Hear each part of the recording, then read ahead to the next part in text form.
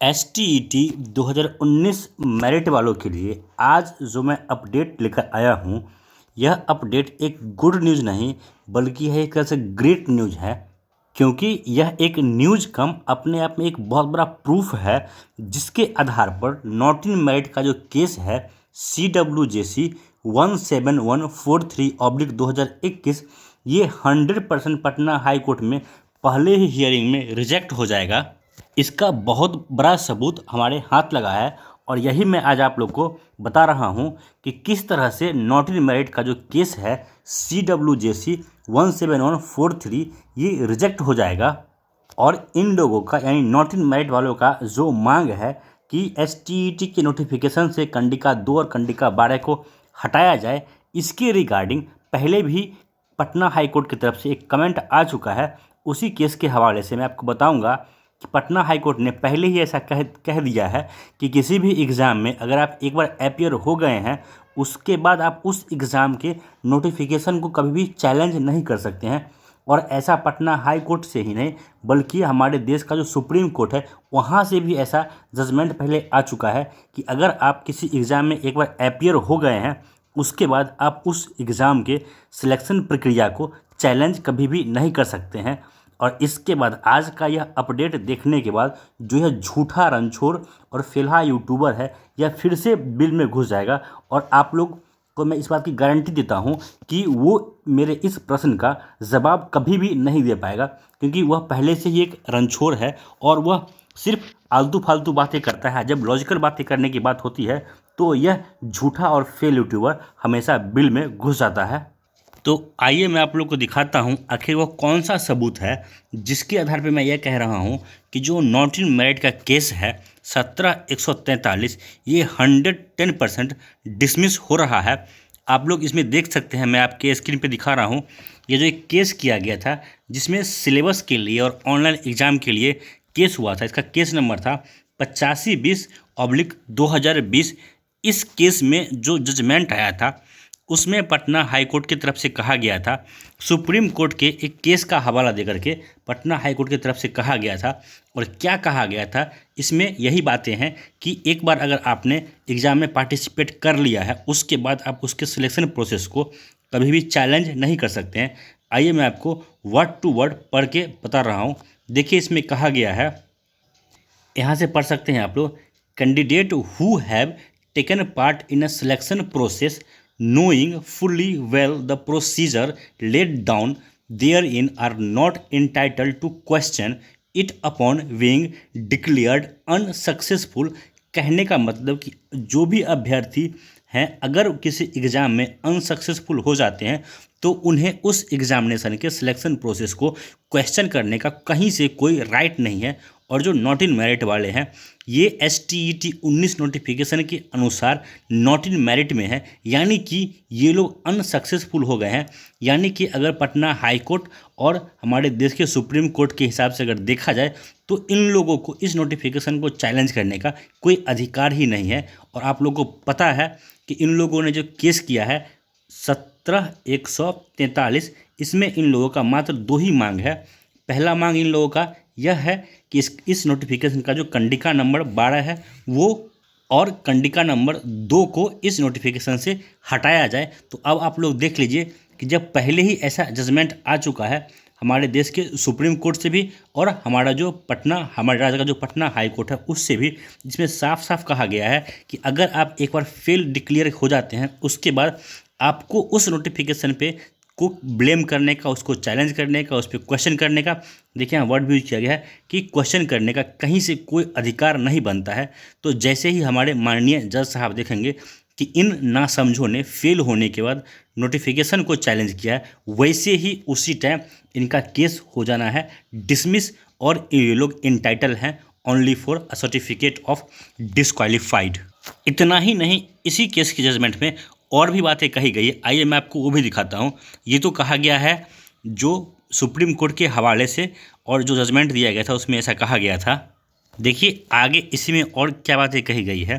कि the petitioner without any objection having appeared in the first examination मतलब इसमें जो पहले एक और एग्ज़ाम हो चुका था, आप लोगों को पता होगा, STET में जो फर्स्ट एग्ज़ाम हुआ था उसके बाद उस एग्ज़ाम को बोर्ड ने खुद ही कैंसिल किया था। इसके बारे में कहा गया है, can not now become wiser and challenge the very merit of the advertisement. क्योंकि ये जो लोग एक बार एग्ज़ाम में अपियर हो जाते हैं, उसके बाद एग्ज़ाम हो जाने के बाद वो लोग बने हुए मेरिट एडवर्टीजमेंट के हिसाब से बने हुए मेरिट को चैलेंज करने के हकदार कहीं से भी नहीं रहते हैं। ऐसा मैं नहीं कह रहा हूँ, ये कोर्ट है पटना हाई कोर्ट का। तो अब आप लोग खुद सोच के देखिए कि जो नॉट इन मेरिट वाले हैं इनका क्या अधिकार बनता है STET के नोटिफिकेशन पे। इतना ही नहीं, इसमें आगे और भी बहुत बातें कही गई, वो भी मैं आपको दिखा रहा हूँ। देखिए इसी जजमेंट का जो पॉइंट नंबर 14 है, इस पॉइंट में जो बातें कही गई हैं ये भी बहुत इंपॉर्टेंट है। आप लोग यहाँ पे देख सकते हैं, the disputed position is that the petitioner had applied for taking the STET as per original advertisement and had also appeared in physical examination held in January 2020। मतलब कि यहाँ कहा जा रहा है कि जो इस केस में पेटिशनर है,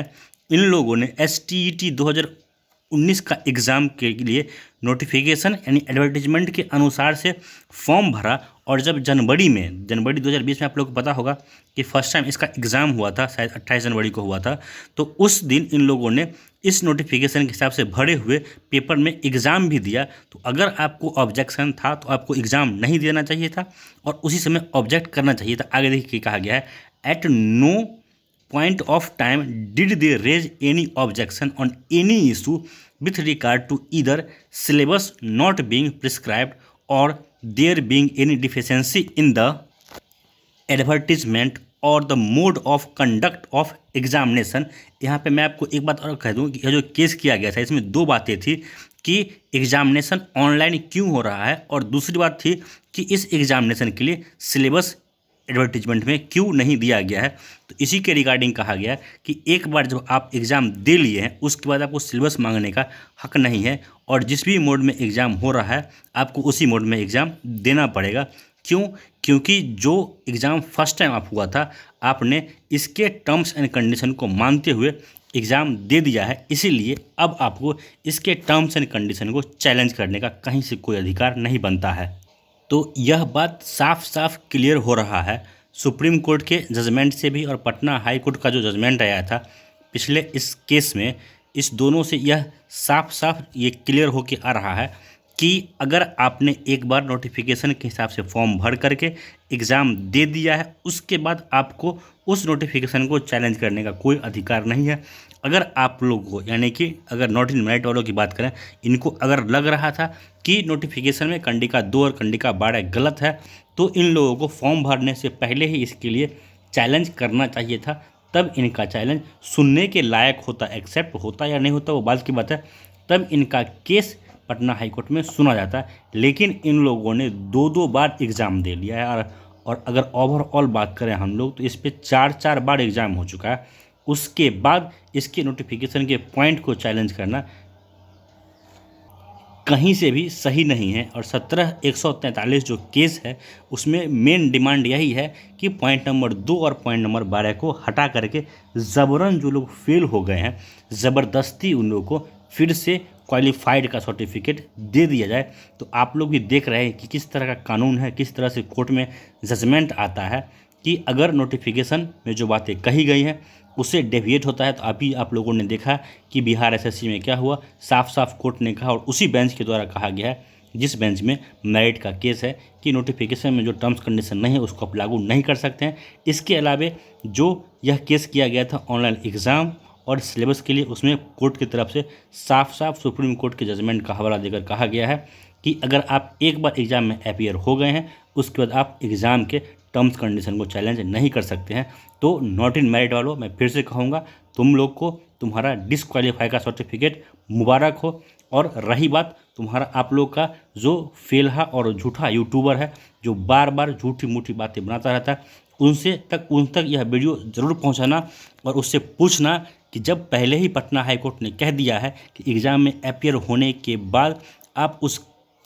नोटिफिकेशन पर केस नहीं कर सकते हैं, फिर क्यों इस नासमझ इंसान ने ऐसा आप लोग को सजेशन दिया कि आप लोग इस पर केस कीजिए और आप लोग का पैसा बर्बाद किया। दोस्तों इस वीडियो में इतना ही। आप लोगों से निवेदन है कि कृपया चैनल को सब्सक्राइब कीजिए, वीडियो को लाइक कीजिए, शेयर कीजिए। धन्यवाद।